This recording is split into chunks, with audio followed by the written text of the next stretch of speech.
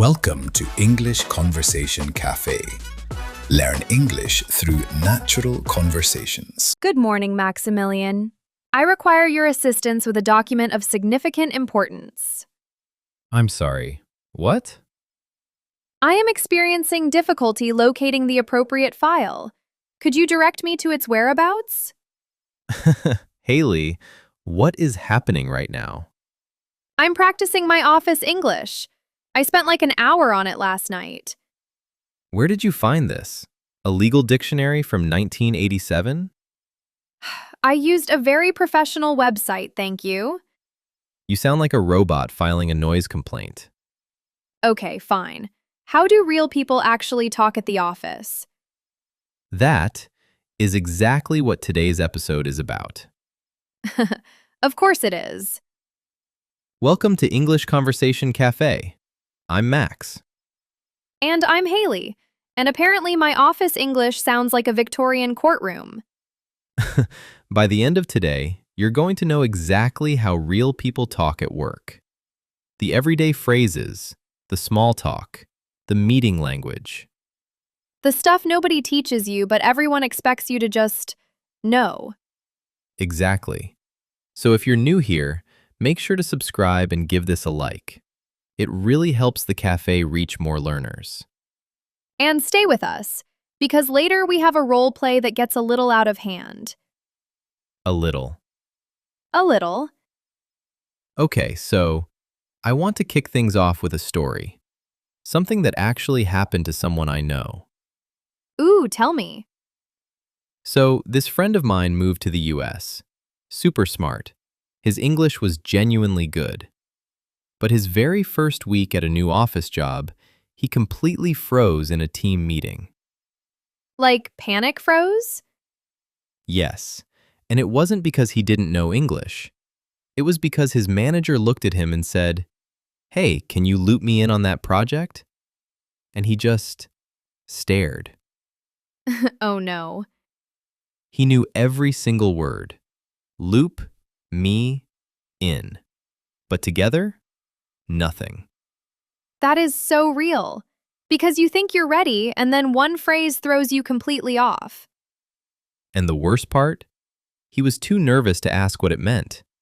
So he just nodded and smiled. The nod and smile. Every language learner's emergency move. Exactly. He went back to his desk and Googled it for 20 minutes. And when he finally figured it out, did he feel better? He said he felt so silly because it's actually a really simple idea. Loop me in just means include me.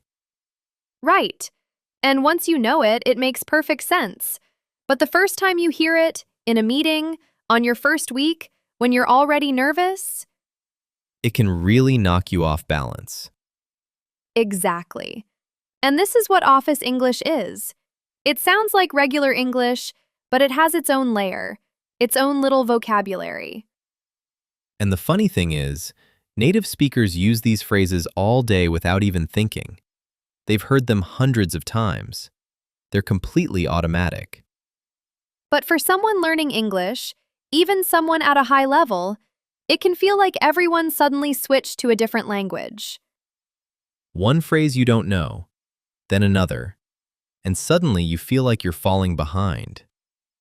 Which is exactly why we're here today. So let's crack the code. All right, let's start at the very beginning. Day 1. New job. What's the first thing you're going to have to deal with? Panic? Valid. But right after panic, small talk. Ugh, small talk is honestly so hard for a lot of learners. Why do you think that is? Because in class, you practice real conversations, you know? What is your name? Where are you from? But nobody at the office coffee machine is asking you that. Right. It's much lighter than that. How's your morning? Busy week? Did you catch the game last night? And the weather. Always, always the weather. Always. But the answers don't need to be long either. You can just say, "Not bad. You?" and the whole interaction is done. Wait, that's seriously it? That is genuinely it. People aren't asking because they want your full life story. They just want a quick, warm exchange. So small talk is basically just being a friendly human for about 30 seconds. 30 seconds max. That's all. And you've made a connection. What about introductions? Like if it's your first day and you're meeting the whole team? Keep it simple. Hi, I just started this week. Really happy to be here. That's it? No big speech? No speech. People will ask questions if they want to know more. Don't over-prepare your intro and then freeze on everything else. Okay, I feel so seen right now. What's next? Asking for help. Because in an office, you always need something from someone. And this is where learners go really wrong. Either too direct, give me the file, or way too stiff. I formally request the document at your earliest convenience. Both are a little much. The natural middle ground is something like, I was wondering if you could help me with this. Ooh, I like that. It's soft, but it doesn't sound weird or awkward. It's warm. You're asking with kindness. And it works with your boss, your coworkers, everyone. What about when someone explains something in a meeting and you want to show you followed it? The most natural thing you can say is just, that makes sense. That's it. Not, I comprehend your explanation fully? Please never say that. Okay, that makes sense. Short, clean, natural. And if you genuinely didn't understand, that's fine too. You can say, could you walk me through that? Or just, could you say that again? People appreciate that. It shows you're actually paying attention. 100%. So much better than nodding along and then having to ask 3 times later. We are officially retiring the nod and smile today. Officially retired. And one more thing about small talk. It's okay if there's a short silence. You don't have to fill every second. Oh, that's actually really reassuring. I always feel like I need to keep talking. Nope. Say your thing, smile, and move on. Nobody expects a TED Talk at the printer. Nobody expects a TED Talk at the printer. Needs to go on a poster somewhere. Okay, it is time. It is time. Role play. I am going to be a brand new employee. First week on the job. Still figuring out where the bathrooms are. And I'm your friendly coworker. Very helpful. Very welcoming. We're doing 3 quick office scenarios. Learners, listen closely, because these are the exact situations you might walk into one day.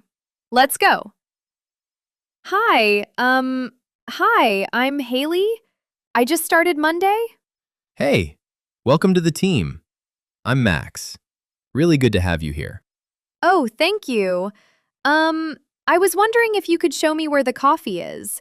That is my #1 priority right now. Absolutely critical. Kitchen's just down the hall on the left. You are literally saving my life right now. Anytime. Hey, we have a team check-in at 10. I'll loop you in on the calendar invite. Oh, perfect. Thank you so much. Okay, scenario 2. We are now in the meeting. I'm not ready. Max takes on the role of meeting leader. So, does everyone have the numbers from last week's report? Let me check on that. Perfect. Wait, really? I literally panicked. That is exactly the right phrase. Let me check on that. Sounds responsible. Sounds professional. And it buys you time. It makes you sound completely on top of things even when you are absolutely not on top of things. Which, honestly, is how offices work sometimes. I feel so empowered right now. All right, last one. Scenario 3. You sent an email yesterday and heard nothing back. The dreaded email ghost situation. You need to follow up, without sounding impatient or annoying. Hey, Max. Just wanted to follow up on my email from yesterday. No rush at all. Just wanted to make sure you got it. That is so smooth. No rush is doing so much work in that sentence. It's basically saying, I need this, but I'm being very chill about it. Diplomatically persistent. I love that phrase. You should put that on a business card. Haley, diplomatically persistent. Okay, we've covered small talk, asking for help, and those big meeting moments. But what about after the meeting? The follow-up, which is honestly where a lot of the real work lives. Right. Because in a meeting, someone will often say, let's touch base on this later. And then you actually have to do that. So, touch base is like a little check-in, a quick conversation to make sure everyone's still on the same page. Exactly. You might send a short message. Hey, just wanted to touch base about what we discussed this morning. It doesn't need to be a whole new meeting, just 2 lines keeping the communication going. That's really all it is. What about talking to your boss? Because that's where learners get really nervous. The language has to feel right. The key is being clear but considerate. You don't need to be super formal, but you want to show a little respect. So not, hey boss, fix this. Yeah, leave that one. Something like, I was wondering if you could take a look at this when you have a moment. When you have a moment. That phrase is doing so much. It says, I know you're busy. I respect your time. And it makes you sound mature and professional without trying too hard. What if your boss gives you a task and you're not 100% sure how to do it? Totally normal situation. Just say, that makes sense. Could you walk me through the process? Efficient. You're confirming the task and asking for guidance in one sentence. And good managers actually love that. It shows initiative. It shows self-awareness. What about mistakes? Because they happen to everyone. They do. And in English, apologizing at work has its own rules. You don't want to over-apologize. Not, I am so incredibly sorry. I have failed everyone in this office. Keep it calm. Own it. Offer a fix. Something like, I apologize for the confusion. I'll send the correct version right away. Short, professional, forward moving. And what about written stuff? Slack messages, emails? A lot of office life is written now, not spoken. Yes, and writing in English at work has its own pressure, honestly. The main thing is, keep it friendly and clear. Short sentences. You don't need to write like a formal letter. Like, hey, just checking in, any updates? Is totally fine. Perfect. Clear, casual, professional. Nobody wants to read an 8-line email asking a yes or no question. Less is always more. Honestly, office English is really just about sounding like a calm, clear, reliable person. That is such a good way to put it. Okay, we have a question for you. Yes, we want to hear from everyone watching. Think about your job, or a job you've had before, or even just imagine your first day in an English-speaking office. What's one situation where you never quite know what to say in English? Small talk? Meetings? Talking to your boss? Drop it in the comments. We actually read every single one. And sometimes we turn your questions into future episodes, so we genuinely want to hear from you. All right, it's time for the Cafe Rewind. This is where we go back through today's best expressions and make sure they really stick. 6 expressions, nice and clear. Let's go. Expression 1. Number 1, touch base. To touch base means to have a quick, short check-in with someone. You're just making sure you're both updated and nothing important was missed. Example, let's touch base tomorrow morning before the meeting.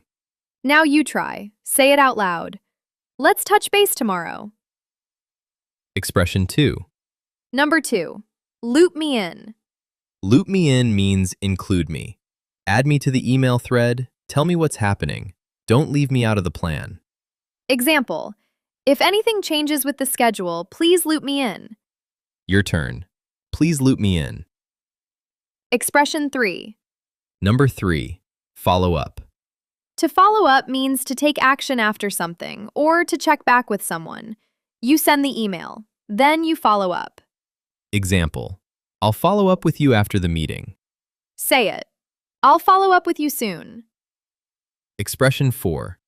Number 4. I was wondering if... This is a polite, soft way to make a request. It's friendlier than asking directly, and it works in any office situation. Example. I was wondering if you could review this report when you have a moment. Try it. I was wondering if you could help me. Expression 5. Number 5. That makes sense. Use this to show that you understood something. It's natural, confident, and friendly. Much better than just nodding and hoping. Example. Oh, that makes sense. Thank you for explaining. Repeat after me. That makes sense. Expression 6. And number 6. Let me check on that. This is your best friend when you need a moment to find information, or when you're not totally sure of the answer right away. Example. Let me check on that and get back to you by end of day. Your turn. Let me check on that. Okay, we have to go back to where we started. Oh yes, we absolutely have to. Haley, first day at the office, take 2. Good morning. How's your week going so far? Pretty good. Are you settling in okay? Yeah, actually, I was wondering if you could walk me through how the team meetings work. I just want to make sure I'm looped in on everything. Of course. And after the meeting, let's touch base about the project. Sounds great. That makes sense. Let me check on a few things first, and I'll follow up with you. And that is office English. 6 expressions, 1 conversation. We love to see it. From I require your assistance with a document of significant importance to this. Character growth, Max. Beautiful character growth. If this episode helped you today, please give it a like. It genuinely helps more people discover the cafe. And if you're not subscribed yet, hit that button right now. We're here every week with new conversations, new expressions. And occasionally, Haley practicing legal English. Thank you so much for spending time with us today. We'll see you next time at English Conversation Cafe. Bye, everyone. Thank you for listening. We hope today's conversation helped you understand real English better. Subscribe and join us for the next episode.